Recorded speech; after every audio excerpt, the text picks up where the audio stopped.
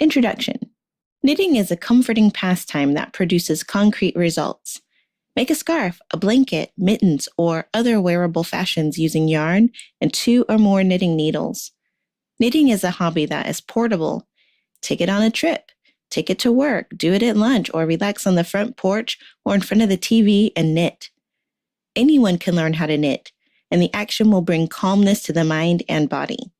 In order to knit, learn only 2 major types of stitches. Once those 2 stitches are learned, the knitter can create just about anything. Those 2 stitches are the knit stitch and the purl stitch.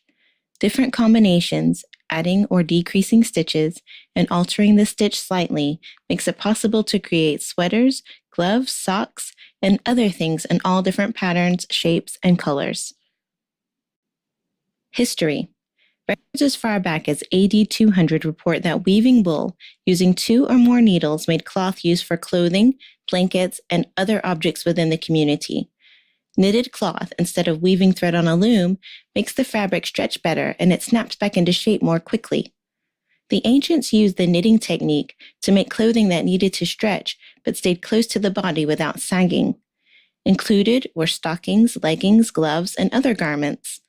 The oldest known knitted artifact is, in fact, a sock. Middle Eastern and Egyptian tombs showed evidence of knitted items from ancient days. The Spanish employed Muslim knitters to make gloves, covers for cushions, and wearable garments from yarn. In Scotland, during the 17th century and continuing into the 18th, being a knitter was an actual occupation. Heavy knitted sweaters protected Scottish fishermen during the winter, as the wool had a waterproof effect. The Scots created some of the most intricate knitted patterns, like the cable stitch and Aran stitch. During the Industrial Revolution, spinning wool and knitting procedures mechanized and became less expensive. Soon people depended more on mass-produced knitwear than taking up needles and knitting themselves. A resurgence of the craft took place in the early 21st century with the development of interesting yarns using llama hair, cotton, silk, and bamboo. Today, there are thousands of knit patterns available to the public for baby clothes, gloves, hats, sweaters, afghans, toys, and just about anything else. This ebook will focus on the different stitches, patterns, and how to make a sampler and a few other projects. Chapter 1. Needles. Knitting needles come in a variety of sizes and lengths. Metal needles are the best for a beginner, but needles come in wood and plastic too. The most important feature of the needle is to be as smooth as possible so the yarn easily slips on and off. Types. Straight needles are the classic type of knitting needle and have a straight shaft with a pointy end and a disc or ball at the other end to keep the stitches on the needle.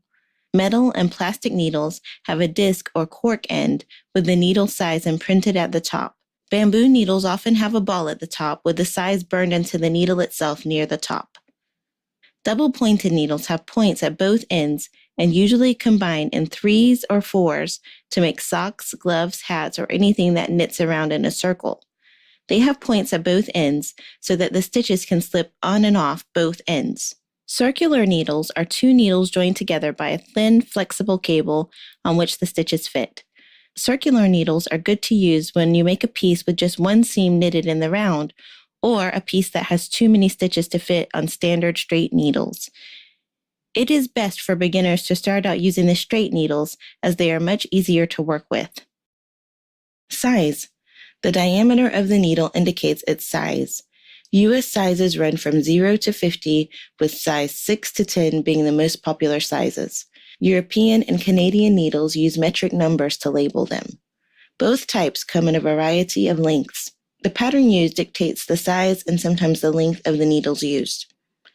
The European equivalent to a U.S. size 7 needle is 4.5 millimeters, and the equivalent to a U.S. size 10 needle is 6 millimeters. Chapter 2. Yarn. The multitude of yarn available is astounding. Yarn comes in all textures, colors, and thicknesses. Choose the proper yarn for the project at hand. Patterns will specify the correct type of yarn to use. Sheep wool, silk, cotton, linen, animal hair, acrylic fibers, nylon, rayon, and other substances are all used to make yarn. When just learning how to knit, use acrylic yarn as it is easier to handle and less expensive than other types. All yarn has a ply. This is the amount of strands twisted together to make one strand of yarn. Yarn that is 4-ply has 4 strands and is the easiest to use for the beginning knitter.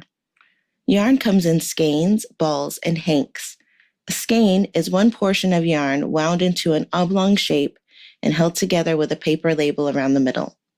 Some handmade yarns do not have the label, but should have some indication of what the yarn is made from, how to care from it, and how many plies were used to make the yarn. If the yarn does not come with this information, it is best to steer clear of it. Handmade yarn is usually twisted and formed into a circle. The yarn from the hank is best wound into a ball first in order to keep it from tangling. Some yarns come in balls where the yarn comes off the outside, or it is wound so that it is pulled from the inside of the ball.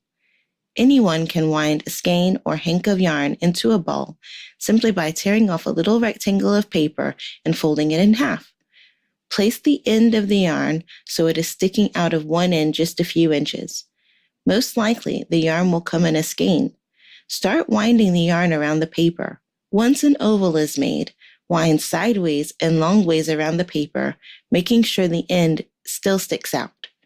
When you are finished winding all the yarn, pull the paper out, leaving the end sticking out. Use this end to start the project. The label on the yarn imparts the ply, type of yarn, and other information needed, like care of garment. The ply indicator will look like a skein of yarn inside a little white square. On the label of the yarn will be a number. Common yarn weights vary from 0 to 6, with 0 being very thin, used for lace work, and 6 being heavy for super bulky projects. Medium size, also called size 4, is best for beginning projects, while yarns marked with 2 make good socks because it is thin enough to be comfortable within a shoe. Yarn marked 5 works well for winter blankets or mittens because it is very dense. Always knit thin yarn with thin needles and bulky yarn with large needles. Chapter 3, Gauge. Gauge is very important in knitting. If the gauge is not right, the project tends to be too big or too small. Gauge is the number of stitches needed to knit 1 inch in length and the number of rows needed to make 1 inch. Some knitters work their stitches loosely, while others pull it tight, making the gauge slightly bigger or smaller than it should be. Using a thicker or thinner yarn than what is called for in the pattern can affect gauge. To check the gauge, make a small square with 20 stitches. Knit until the square measures 3 inches. Place the finished square on a table and flatten it out. See how many stitches made 1 inch and how many rows made 1 inch. It should match the gauge specified in the pattern. The gauge for the above square is 5 stitches equals 1 inch. The gauge for the square below measures 8 rows equals 1 inch. Chapter 4, Necessary Tools. Knitting requires some other equipment besides yarn and needles. The equipment includes 1. A ruler or measuring tape measures gauge and length of the project. Many patterns require measurements to know how long or how wide to make a piece of the garment. 2. Scissors cut the yarn when changing color or finishing the piece. Always use scissors instead of tearing the yarn apart. Tearing can cause the yarn to separate, and one ply might be pulled harder than the other 3, causing a pucker. 3. Blunt yarn needles come in plastic or metal and have very large eyes that allow the yarn to fit through. Yarn needles are not sharp because it is easy to work them through knitted yarn without having a sharp point.